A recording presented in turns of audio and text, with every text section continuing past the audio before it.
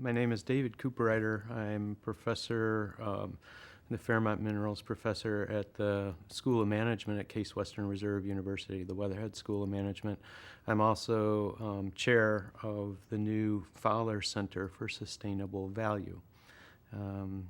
Author of many books, Appreciative Inquiry, books on sustainability, books on positivity and positive change.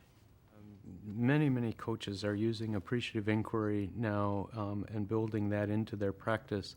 In a nutshell, appreciative inquiry is an approach to transformation and development that is all based on a questioning kind of approach that searches for everything that gives life to a living human system when it's most alive.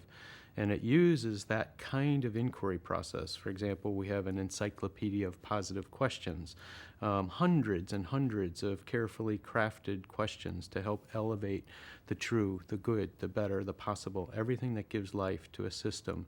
So appreciative inquiry is a process, as the word sounds, that brings those two things together. It's really, if I was going to underline the two words, it's inquiry.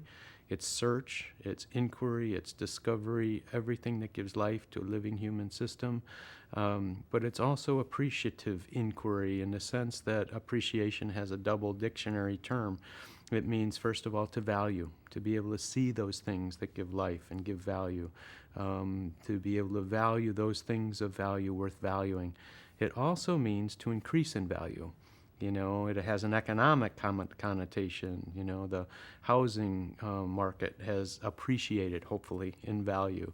And so appreciative inquiry has that double meaning, because what we're finding is as human systems move in a direction of what they most powerfully, consistently, and actively ask questions about. Do we really want to do one more low morale survey in the corporation to try and help create movement, or might we be better off searching for, through an appreciative inquiry process, everything that gives life to that system when it's a magnetic work environment?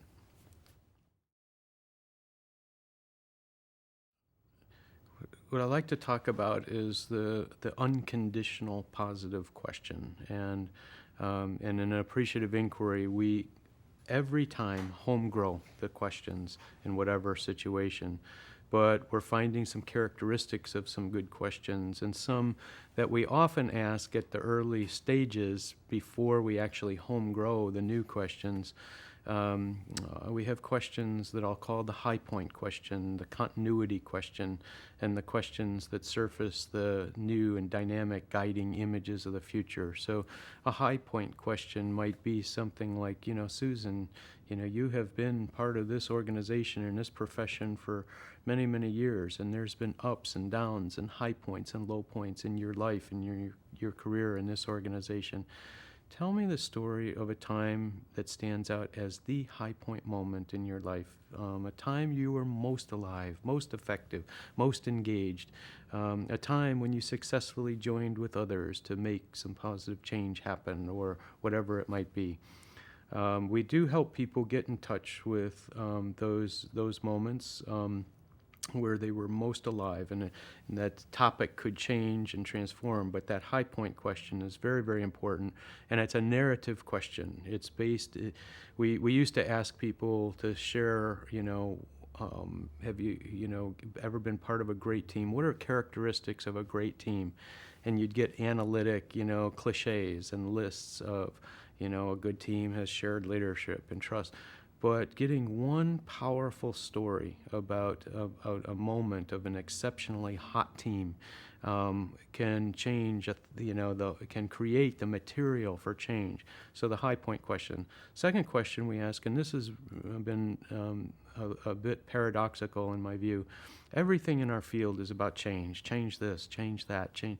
And what we often start with is the continuity question.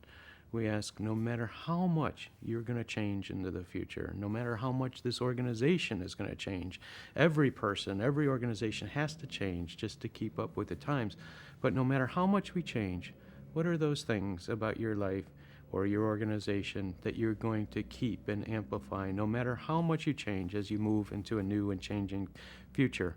The paradox that we found is the better we get at helping a system answer the continuity question, the more ready they become to embrace very radical change, because you're not going to be throwing out the things that are very, very important. And as evolutionary biologist Umberto Maturana talks about, all of biological life is driven forward by the continuity of life. And appreciative inquiry searches for everything that's life-giving in a living system. It's not positive or negative. It's what is it that gives life to this system when it's most alive. And so that continuity question is absolutely key. And then the third question is around, that recognizes the power of guiding images of the future, that we live often as human beings guided by anticipatory reality, that behavior is shaped through anticipatory reality.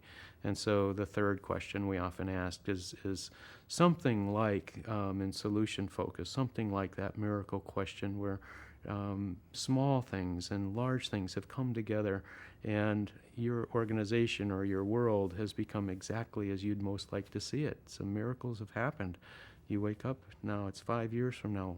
Describe what's happening that's new, that's different, that's changed, and how do you know it? And as people describe those future scenarios, you can begin to see the resources for change unfolding.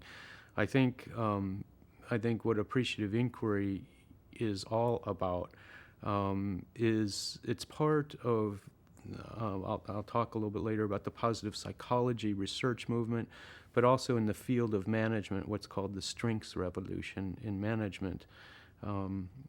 I had a chance to speak with Peter Drucker shortly before he passed away, and he wanted to hear everything that was happening with appreciative inquiry at Hewlett-Packard, at Boeing, at the United States Navy, the ways in which we were using appreciative inquiry to create a merger between two $4 billion companies, the ways it's being used in executive coaching and one-on-one work, all the implications. He was fascinated.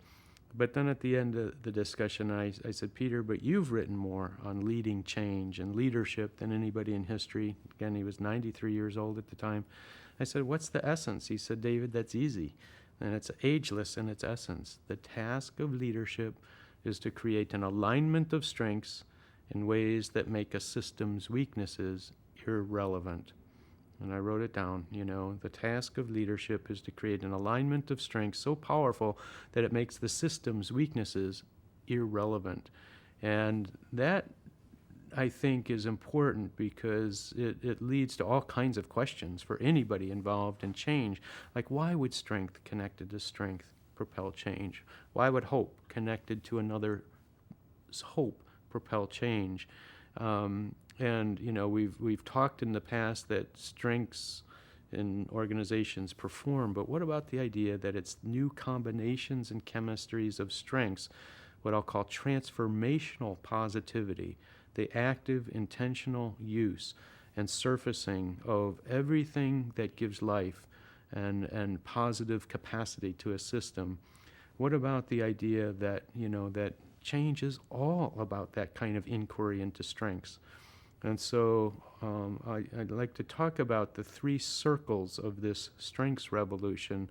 At the individual level, it's all about the tools and methods for the elevation of strengths, and a lot of work with appreciative inquiry happening there.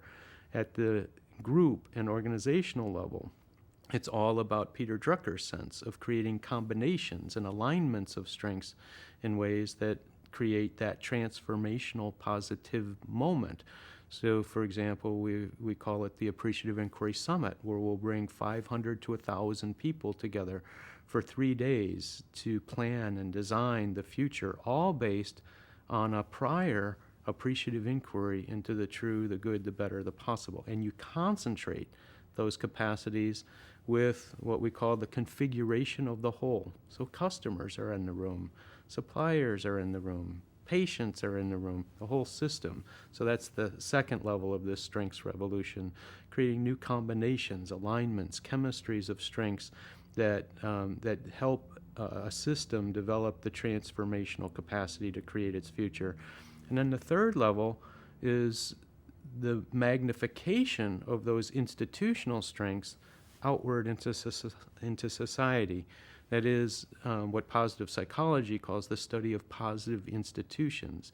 Institutions that consistently elevate and engage human strengths, that combine and create new chemistries of those strengths, and then ultimately the design of positive institutions that refract our highest human strengths out into society, where institutions become vehicles for amplifying wisdom in the world, a high human strength, become vehicles for amplifying compassion and humanity into the world.